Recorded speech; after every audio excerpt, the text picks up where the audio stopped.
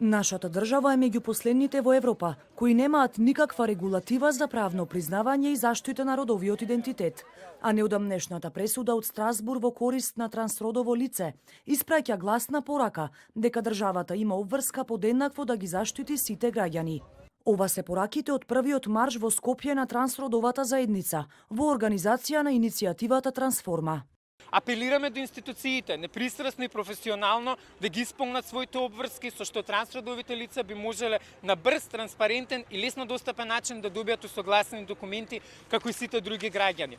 Видливоста на трансродовите луѓе е од клучно значење за овие процеси, со цел да се обезбеди адекватно правно и социјално интегрирање на овие лица во едно демократско и цивилизирано општество за кое колективно сите се залагаме.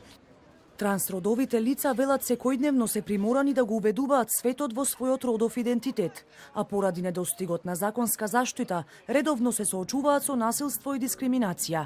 Само лани до институциите стасале околу 50 пријави за вознемирување врз основа на родовиот идентитет.